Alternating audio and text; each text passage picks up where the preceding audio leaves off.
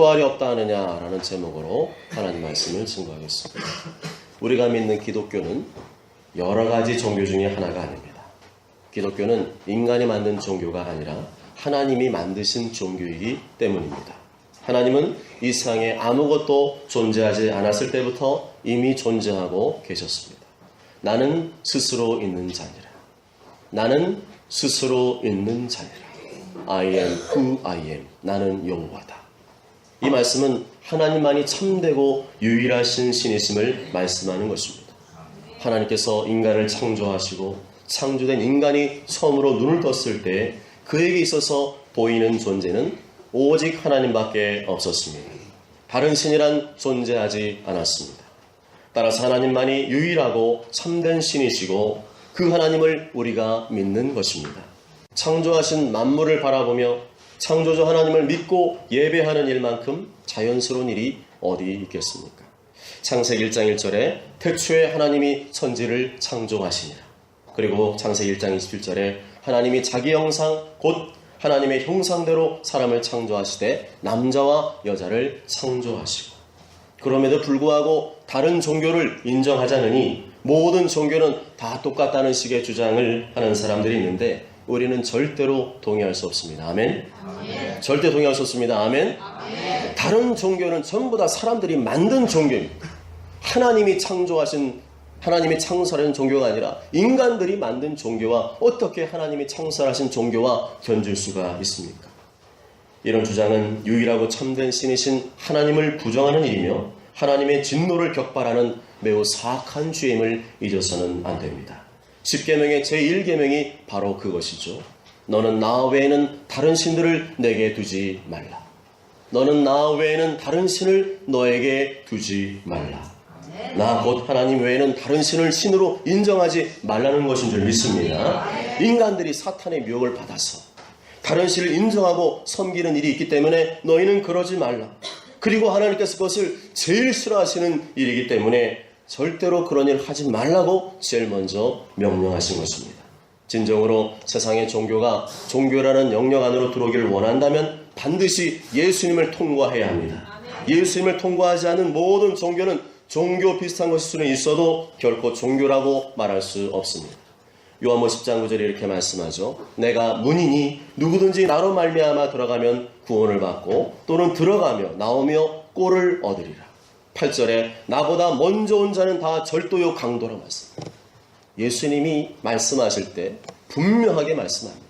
예수님은 우리처럼 우유부단하게 흐리멍텅하게 이것인지 저것인지 구분 안 되듯이 그렇게 신앙생활을 하라 말씀한 적이 없어요. 분명히 주님 말씀합니다. 나보다 예수님보다 먼저 온 자는 다 절도며 강도다. 예수님만이 참된 종교의 문이고 구원의 문이고 인생의 문이신 줄 믿습니다. 예수님을 통과하지 않은 종교는 고상한 철학이 될 수 있고 고상한 깨달음 될 수 있고 악한 영들의 그런 신비적인 교감은 될 수 있어도 아직 종교 문턱에도 미치지 못한 것입니다. 또한 하나님과 다른 신이 현격하게 구분되는 것이 있다면 그것은 창조의 능력입니다. 세상에 어떤 신도 창조의 능력을 발휘할 수 없습니다. 세상에 어떤 신도 감히 이 세상을 창조했다고 말할 수 없습니다. 그 어떤 신도 없는 것을 있게 할 수가 없고 무에서 유를 창조할 수 없습니다. 그러나 하나님은 모든 것을 하실 수 있는 전능자이신 줄 믿습니다. 말씀 한마디로 우주 만물을 창조하셨습니다. 세상에 어떤 신도 감히 이 세상을 창조했다고 말하지 못합니다. 어떤 신도 없는 것을 있게 할 수 없고 무에서 유를 창조할 수 없습니다. 그러나 하나님은 모든 것을 창조하실 수 있는 전능자이십니다. 말씀 한마디로 우주 만물을 창조하셨습니다. 하나님이 이르시되 빛이 있으라 하시니 빛이 있었고, 이러한 각도에서 본다면 예수님의 부활은 또 다른 창조였습니다. 죽음으로 모든 것이 끝났다고 생각되었을 때에, 이제는 더 이상 불가능하다고 생각되었을 때에 놀라운 창조 역사를 일으키셨습니다. 그것이 바로 부활인 줄 믿습니다. 사도행전 13장 34절 35절에 또 하나님께서 죽은 자 가운데서 그를 일으키사 다시 썩음을 당하지 않게 하실 것을 가르쳐 이르시되, 그 어떤 종교도 부활에 대해 말하지 않습니다. 아니, 그런 말을 못합니다. 왜냐하면 그것은 인간이 이해하거나 납득할 수 있는 그 영역 밖의 것이기 때문입니다. 그러나 기독교는 창조의 하나님을 믿기 때문에 부활은 너무도 당연한 것입니다. 하나님께서 아들 예수님을 죽음으로 끝내실 것이라면 뭐하러 예수님 이 땅에 보내시겠습니까?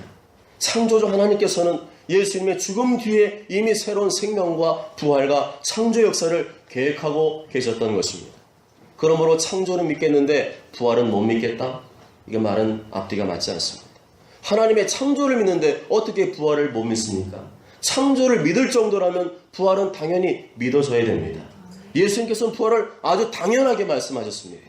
요한복음 11장 25절에 예수께서 이르시되 나는 부활이요 생명이니 나를 믿는 자는 죽어도 살겠고 무릇 살아서 나를 믿는 자는 영원히 죽지 아니하리니 이것을 내가 믿느냐.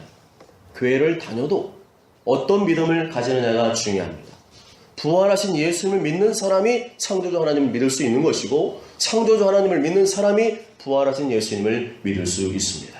예수님 부활이 확실히 믿어질 때 나도 예수님처럼 죽어도 부활할 것을 믿게 됩니다. 그때 비로소 겁없이 복음을 전하고 겁없이 순교의 자리까지도 나아갈 수 있는 것입니다.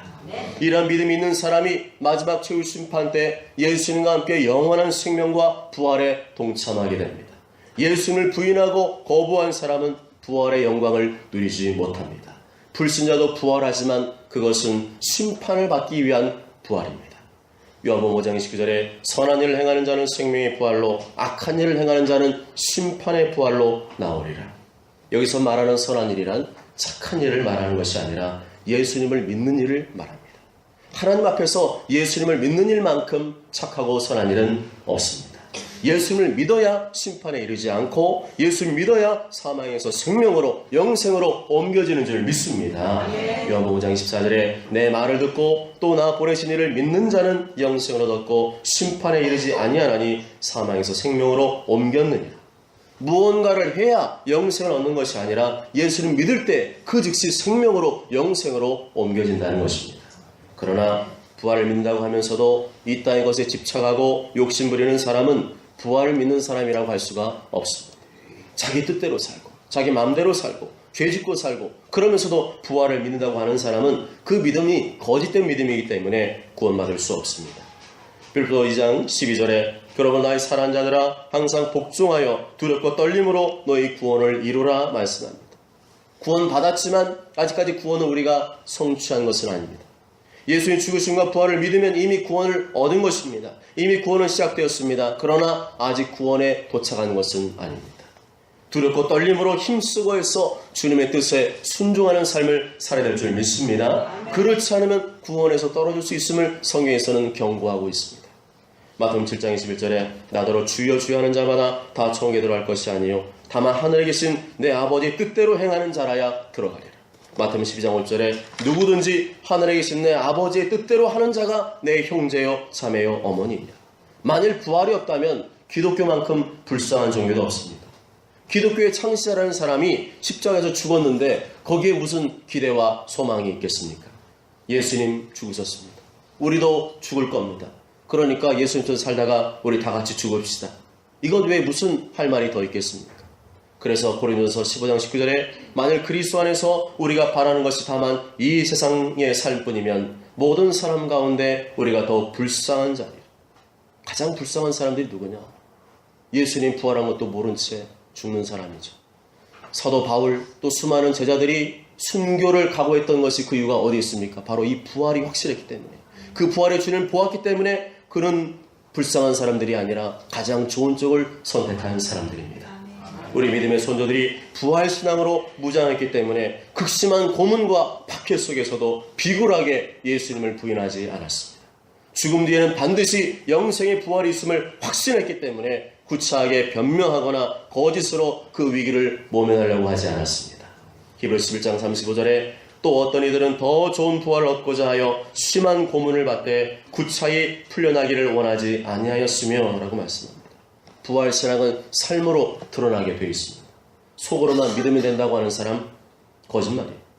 몸으로는 죄짓고 몸으로는 지 맘대로 살고 몸으로 우상 숭배해도 속으로만 나 예수님 믿으면 된다? 믿음의 중심만 잃지 않으면 된다?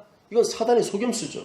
그러면 주를 위해 몸 바쳐 생명 바쳐 순교한 사람들은 바보입니까? 몸과 마음이 따로 노는 신앙이 어떻게 신앙이라고 할 수 있습니까? 바리새인이 그랬습니다.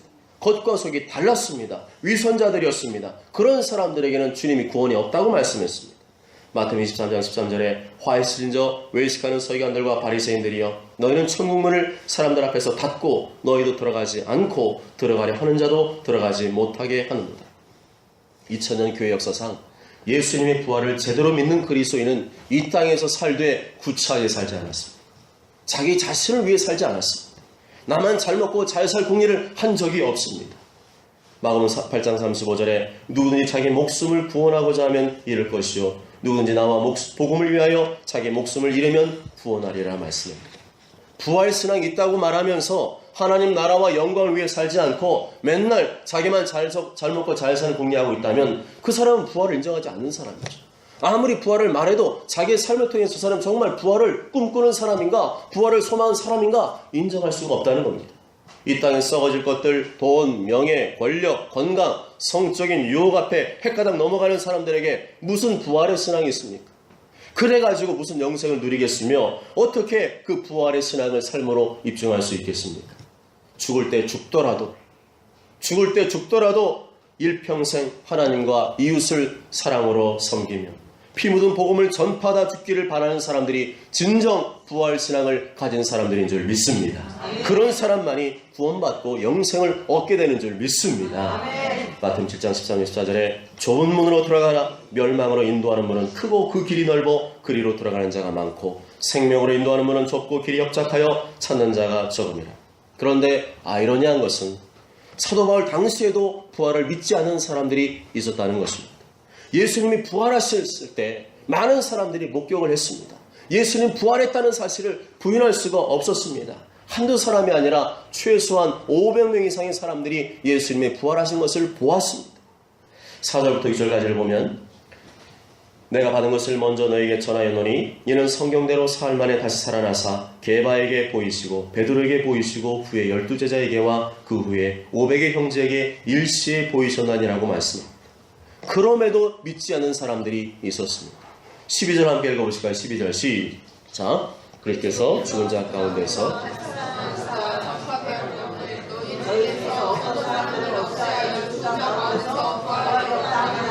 아멘. 여기서 주목해야 될 것은 너희 중에서입니다. 너희 중에서. 고린도 교회 성도들 중에서 교회 안 다니는 사람이 아니라 교회 다니는 사람 중에서 부활을 안 믿는 사람이 있었다는 것입니다. 심각한 문제죠. 하나님의 존재를 믿는지 모르지만 부활이 안 믿어진다면 제대로 된 믿음이 아닙니다. 아직까지 예수님을 만난 일이 없거나 그냥 머리로만 이해하고 깨닫는 수준에 불과한 것입니다. 그런 상태에서 무엇을 제대로 할 수 있겠습니까? 부활 신앙이 없으면 주를 위해서 헌신할 수 없습니다. 이 땅의 전부인데 무슨 헌신하고 희생합니까? 순교 더더욱 안 됩니다. 돈 앞에서 죽음 앞에서 벌벌 떨게 됩니다. 그런 상태에서 무슨 하나님의 일을 할 수가 있겠습니까? 못합니다. 그럼 사도 바울은 13절에 19절까지 만일 부활이 없다면 이러이러할 것이라고 말씀하고 있습니다. 핵심은 무엇이냐? 부활이 없다면 우리가 전파하는 복음 자체가 잘못된 것이고 부활이 없다면 하나님 아버지께서 아들 예수님을 살리실 일이 없었다는 것입니다. 그렇다면 그리스도도 그렇고 우리도 그렇고 죽은 뒤에 다시 살아날 일도 없을 것이고 여전히 죄 가운데 있을 것이고 사망 심판을 받을 수밖에 없고 그냥 이 땅에 살다가 이 세상에서 만족만 누리다가 죽는 인생이 될 것이라는 것입니다. 그렇다면 주를 위해서 헌신한 우리의 시간과 물질과 수고가 다 무용지물이고 주를 위해 피 흘려 헌신하고 순교한 사람들은 미치광이 광신자에 불과한 것입니다. 그러나 20절부터는 부활이 매우 확실한 것임을 말씀하고 있습니다. 나무에 열매 하나가 생기면 그 다음에 열매들이 줄줄이 맺힐 것을 아는 것처럼 예수님께서 부활의 첫 열매가 되셨기 때문에 그 다음에는 우리 차례라는 것을 말씀해주고 있습니다. 그러면 부활의 때가 언제냐? 예수님 다시 오실 때 마지막 심판 때라는 것입니다. 24절 함께 읽으실까요? 24절 시작. 그 후에는 마지막이니 그가 모든 통치와 모든 권세와 능력을 멸하시고 나라를 아버지 하나님께 바칠 때라. 아멘. 그리고 35절부터는 우리 몸의 부활에 대해서 말씀합니다. 마지막 날에 우리의 영혼만 부활하는 것이 아니라 우리의 몸도 부활하게 되는데 그 몸은 지금의 몸과는 전혀 다른 하늘에 속한 영광스러운 몸임을 말씀해주고 있습니다. 48절 49절 읽으실까요? 시작. 무릇 흙에 속한 자들은 저 흙에 속한 자는 같고 무릇 하늘에 속한 자들은 저 하늘에 속한 이와 같으니 우리가 흙에 속한 자의 형상을 입은 것 같이 또한 하늘에 속한 이의 형상을 입으리라. 아멘. 우리의 몸이 부활하게 될 때 어떻게 변화될까요? 점진적으로 서서히 바뀌는 것이 아니라 순간적으로 바뀌게 될 것을 말씀하고 있습니다. 우리의 죽음을 맞이하게 되면 육체는 가만히 있는데 우리 몸에 있는 영체가 빠져나옵니다. 죽음의 임종의 순간에 잠시 코마 상태에 들어간 사람 있죠. 몸은 분리돼 가지고 보고 있는 상태예요. 그런데 사람들이 장례 치는 걸 다 보고 있습니다. 사람들이 와서 막 고구를 하고요. 애통해합니다. 그래서 나 여기 있어, 나 여기 있어, 나 여기 있다니까 아무리 얘기해도 우리 가족들이 나를 알아보지 못합니다. 그게 바로 영체와 육체가 분리된 상황인데 그 영체가 그냥 점진적으로 바뀌는 게 아니라 순간적으로 그냥 빠져나와서 그냥 부활체로 바뀌게 되는 것이죠.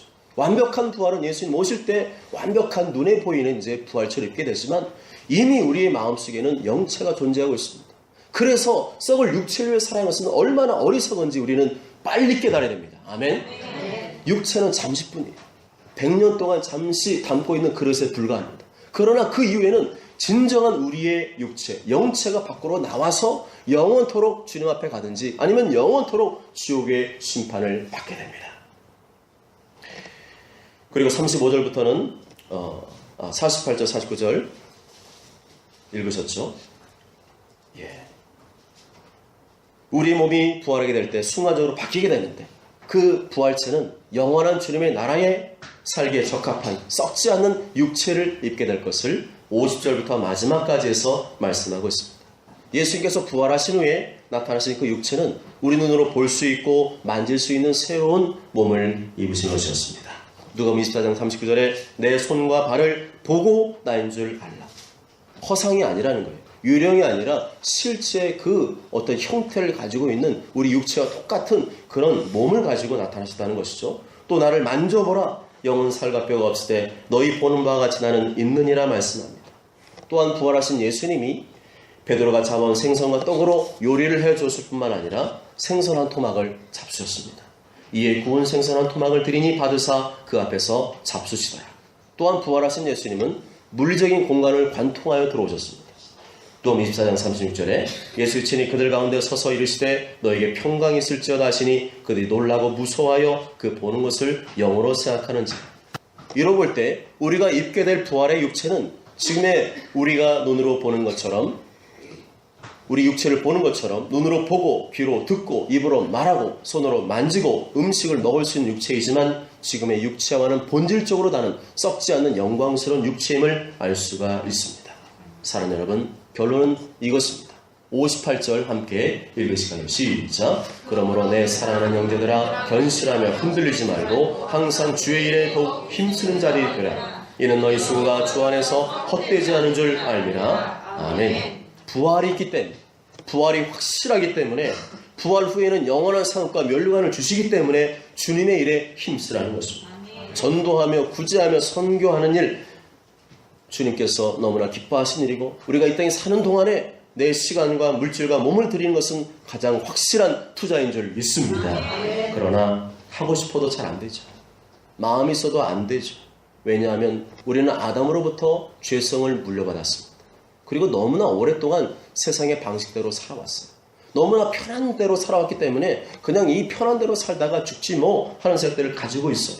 그리고 또한 우리가 알아도 들어도 우리의 결단과 의지가 너무나 약하기 때문에 안 됩니다. 그러나 할 수 있습니다. 내 힘으로는 할 수 없지만 성령님이 임하시면 할 수 있습니다. 성령이 임하시면 나를 도와주셔서 하늘부터 권능과 능력으로 지혜를 덧입고 내가 할 수 없는 것을 할 수 있게 됩니다. 아멘. 예루살렘을 떠나지 말고 은혜의 자리를 떠나지 말고 예배와 기도 자리를 떠나지 말고 오로지 기도에 힘쓰시기 바랍니다. 우리가 기도할 때 성령님이 나에게도 임하시는 줄 믿습니다. 그때부터 우리는 바뀝니다. 우리의 마음 심령이 바뀝니다. 아무것도 바뀐 것 없지만 내 마음이 속의 중심이 바뀝니다. 기쁨과 사랑과 열정과 행복한 마음으로 주님을 섬기는 일이 기쁨이 될 수가 있습니다.